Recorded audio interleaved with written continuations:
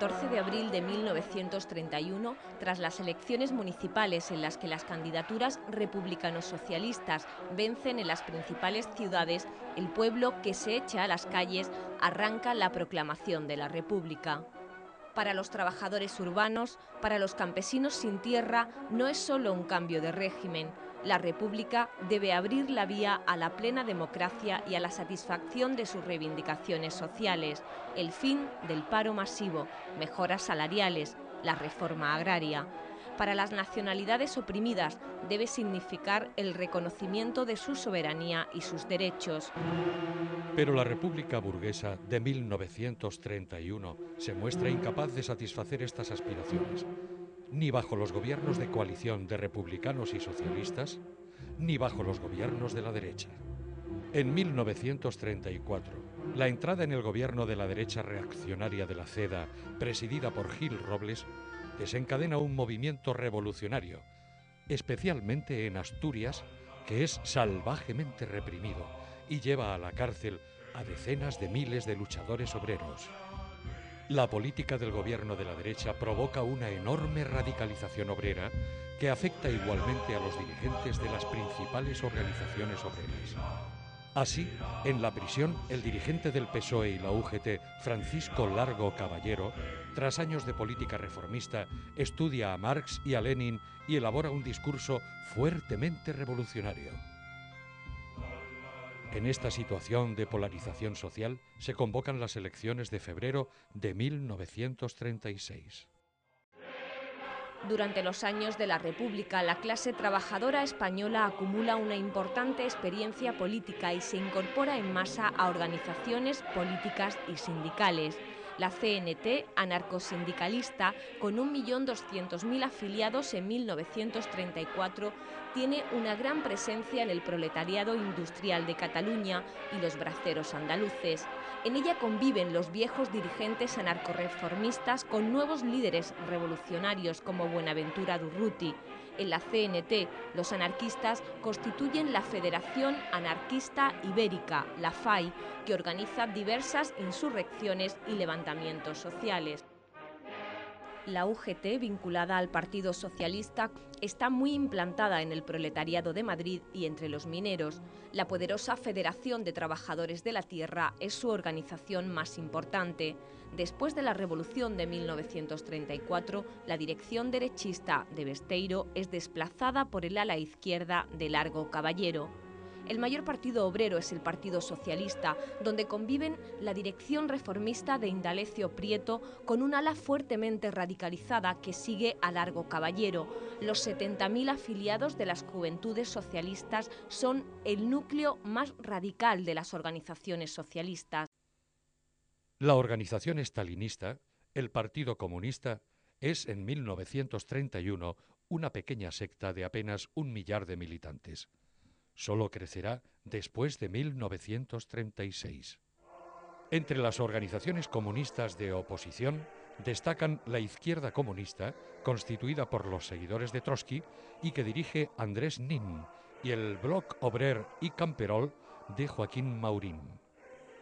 Desoyendo las recomendaciones de Trotsky, ambos grupos se unifican en 1935 para constituir el POUM, Partido Obrero de Unificación Marxista.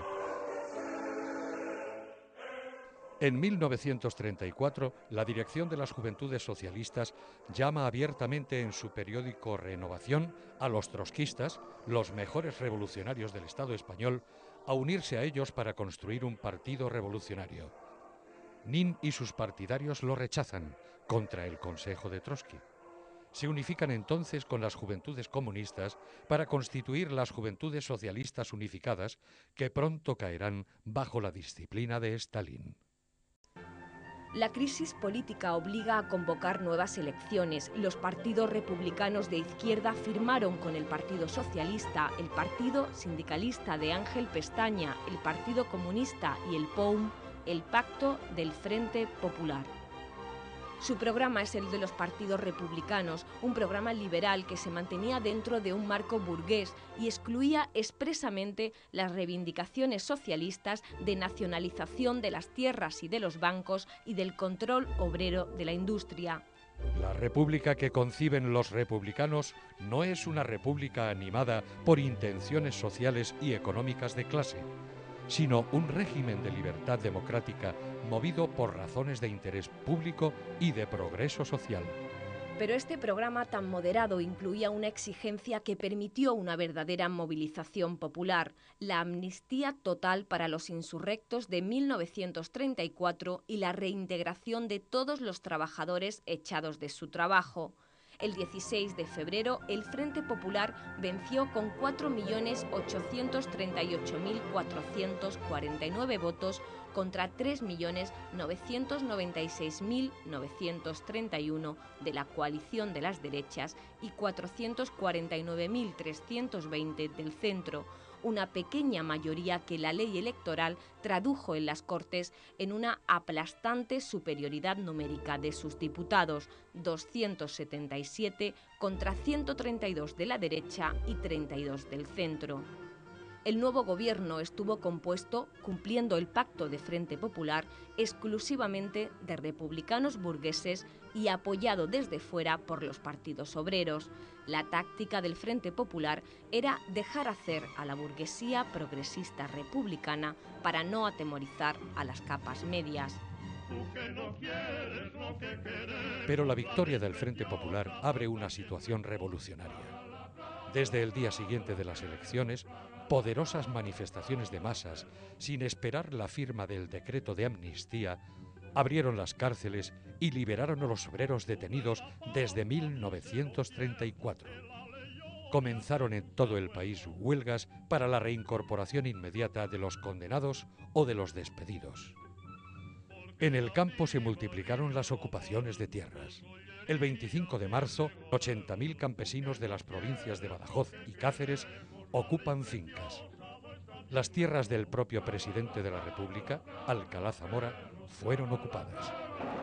La victoria del Frente Popular había desencadenado una crisis revolucionaria a la que no eran capaces de imponerse los políticos republicanos moderados, la oligarquía, los tradicionalistas, los monárquicos, los conservadores esperaban del ejército su salvación.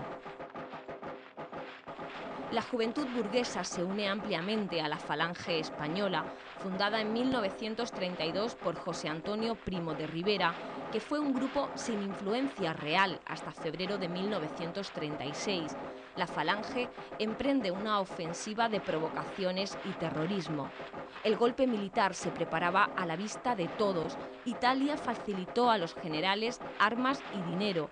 Mantuvieron estrechos contactos con los dirigentes políticos de la derecha. El gobierno no tomó más medidas que el traslado de los jefes de la conspiración, Franco a Canarias, Mola a Navarra. Como las fuerzas sociales que encarnaban Casares Quiroga y Azaña vacilaron porque habían quedado cogidos entre dos fuegos, la revolución obrera y campesina y la reacción militar y fascista. El 17 de julio comienza en Marruecos el levantamiento y el resto de las guarniciones militares se van uniendo el día 18. El gobierno, paralizado, no toma ninguna medida. Durante 48 horas no movilizan a las fuerzas leales del ejército e incluso buscan un compromiso con los insurrectos. El gobierno declara que el movimiento se limita exclusivamente a ciertas ciudades de Marruecos y que nadie en la península se ha sumado a tan absurda maniobra. El levantamiento se extiende a Sevilla, Algeciras, La Línea, Écija, Cádiz. Mola se apodera de Pamplona. Burgos y Valladolid caen bajo el control de los militares fascistas. El 18 de julio, el Consejo de Ministros rechaza la petición de armas que hace Largo Caballero en nombre de UGT. Casares Quiroga, presidente del gobierno, proclama: Quien facilite armas sin mi consentimiento será fusilado.